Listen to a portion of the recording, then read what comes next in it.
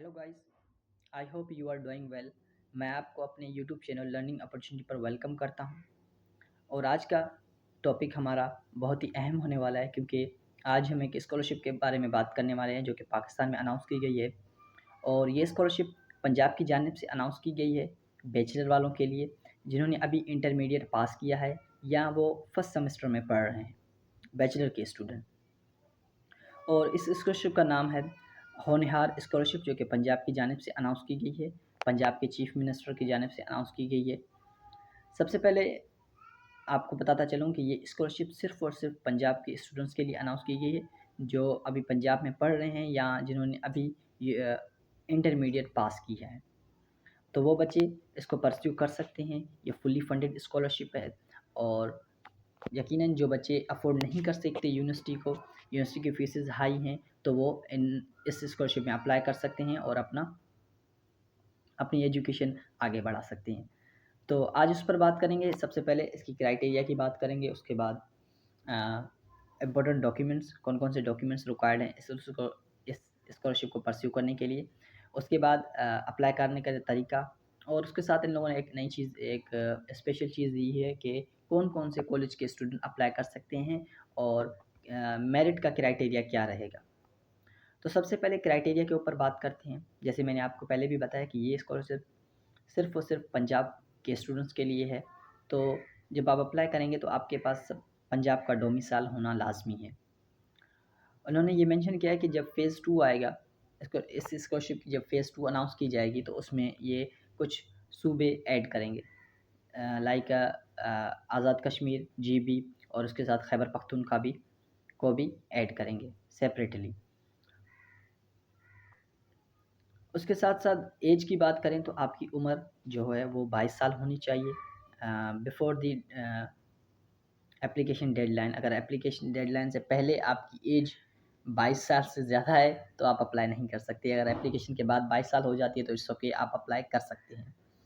उसके बाद बात करते हैं कि आपकी फैमिली इनकम की। यकीनन ये स्कॉलरशिप उनके लिए है जो बच्चे यूनिवर्सिटी को अफ़ोर्ड नहीं कर सकते, तो वही अप्लाई कर सकते हैं। तो फैमिली इनकम आपकी 3 लाख से कम होनी चाहिए, तभी आप अप्लाई कर सकते हैं। अगर उससे ज़्यादा है तो आप अप्लाई नहीं कर सकते। और उसके साथ-साथ इन लोगों ने ये भी मेंशन किया हुआ है कि अगर आपके वालिद साहब या आपके पेरेंट्स किसी सरकारी दफ़्तर में काम कर रहे हैं, तो भी आप अप्लाई नहीं कर सकते। उसके साथ-साथ एक इन लोगों ने और चीज़ भी ऐड की हुई है कि अगर आप किसी यूनिवर्सिटी में फर्स्ट सेमेस्टर या सेकंड सेमेस्टर में पढ़ रहे हैं, तो भी आप अप्लाई कर सकते हैं। अगर आपने अभी किसी यूनिवर्सिटी में पढ़ रहे हैं और आप इतना अफ़ोर्ड नहीं कर रहे, तो आप तभी भी अप्लाई कर सकते हैं इस स्कॉलरशिप में। उसके बाद बात करते हैं डॉक्यूमेंट्स रिक्वायर्ड की, कौन-कौन से डॉक्यूमेंट्स रिक्वायर्ड हैं। सबसे पहले आपको एनआईसी चाहिए। अगर आप 18 साल से ऊपर के हैं तो आपके पास एनआईसी होगी, तो आपको एक एनआईसी चाहिए होगी अप्लाई करने के ड्यूरिंग। उसके बाद सबसे जो अहम चीज़ है वो है domicile certificate from any district of Punjab. आपको डोमिसाइल चाहिए पंजाब का। उसके उसके साथ-साथ आपको पासपोर्ट साइज़ फ़ोटो चाहिए होंगे। और जो चौथे नंबर पे डॉक्यूमेंट आता है वो है मैट्रिक और इंटरमीडिएट का रिज़ल्ट, मार्कशीट। हम इसके ऊपर आगे बात करेंगे कि मार्कशीट की जो आपकी रिज़ल्ट है वो परसेंटेज कितनी है, उस पे हम आगे बात करेंगे कौन-कौन से चीज़ें परस्यू आप कर सकती हैं। और उसके बाद आपके पास एडमिशन लेटर हो, proof of enrolment from your current university. जैसे मैंने आपको बताया कि अगर आप किसी यूनिवर्सिटी में पढ़ रहे हैं फर्स्ट सेमेस्टर में या सेकंड सेमेस्टर में और आप अफ़ोर्ड नहीं कर सक रहे, तो भी आप अप्लाई कर सकते हैं। और उसके साथ-साथ आपने एक प्रूफ लेटर लेना है वहाँ यूनिवर्सिटी से और यहाँ पे सबमिट करवाना है, और अपने कॉलेज से भी। उसके बाद बात करते हैं इनकम एफ़िडेविट की। जैसे मैंने आपको बताया कि आपने इनको प्रूफ़ देना है कि आपके जो वालिद साहब की या पेरेंट्स की जो माहाना जो तनख़्वाह है वो कितनी है, तो आपने एक सर्टिफ़िकेट बनवाना है विथ स्टैम्प्ड। उसके साथ बैंक अकाउंट डिटेल्स अगर आपके पास हैं तो आपने देनी है, ताकि आपकी जो अमाउंट हो वो आपके अकाउंट में आ जाएगी। जिस तरह इन लोगों ने ये बताया कि आपका मंथली आपको ईयरली आपको पैसे मिलेंगे इसके। उसके बाद एक ऑप्शनल है, बट अगर आप देना चाहें तो वेल एंड गुड, कि आपने अपने पेरेंट्स की एनआईसी, उसके बाद यूटिलिटी बिल, इलेक्ट्रिसिटी, गैस के बिल, ताकि ये भी उनको पता चले कि आपके घर के अखराजात कैसे हैं। तो ये अगर आप करेंगे तो वेल एंड गुड, आपके लिए और भी अच्छा मज़ीद बेहतरी आएगी। मैं भी आपको ये मेरिट पे स्कॉलरशिप दे दें। उसके बाद बात करते हैं एकेडमिक मेरिट रिक्वायरमेंट्स की। सबसे पहले पब्लिक सेक्टर और मेडिकल डेंटल कॉलेज के लिए 80% आपको चाहिए। अगर आप मेडिकल के लिए अप्लाई कर रहे हैं तो आपको ऑलमोस्ट 80% चाहिए। कहाँ से? जब आप इंटरमीडिएट आपकी 80% हो। और अगर फेडरल प्राइवेट यूनिवर्सिटी के लिए आप अप्लाई करना चाह रहे हैं, जब आप यूनिवर्सिटी वहाँ से सेलेक्ट करेंगे तो आपको 70% चाहिए। और अब इसमें साइंस में आपको चाहिए, वहाँ पे मेडिकल की बात हो रही है, यहाँ पे साइंस की बात हो रही है, 70% आपको चाहिए। अगर आप आर्ट्स सोशल साइंस में अप्लाई करना है तो आपकी जो परसेंटेज हो वो 65 होनी चाहिए। अगर पब्लिक सेक्टर यूनिवर्सिटीज़ की बात करें तो आपको फिर से 70 चाहिए परसेंटेज। और आर्ट और सोशल साइंस जब आप के लिए अप्लाई करेंगे तो आपको 65 चाहिए। और एच डी कॉलेजेस साइंसेस तो 65 आपको चाहिए।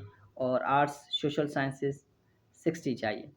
तो इन लोगों ने ये चीज़ें मेंशन की है, आपने देख लेनी है कि आप कौन-कौन सी हैं, तो आप उस तरह से अगर आप एलिजिबल हैं तो आप अप्लाई करें। यहाँ पे एक नोट दिया हुआ है कि अगर ऑलमोस्ट एक क्राइटेरिया निकाल के, एक थ्रेशोल्ड निकाल के इन्होंने ये बताया कि 75 टू 70 आपको चाहिए अगर आप अप्लाई करना चाहते हैं तो।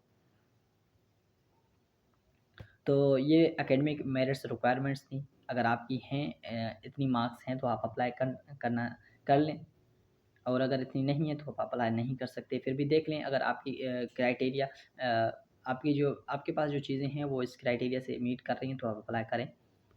उसके बाद हम बात करेंगे कि हाउ टू अप्लाई, अप्लाई करने का तरीक़ाकार क्या रहेगा। सबसे पहले तो आपने विज़िट करना है ऑफ़िशियल होनहार स्कॉलरशिप पोर्टल की, जो कि Punjab HEC higher education of Punjab जिसको मैं जिसके पास होता है वो।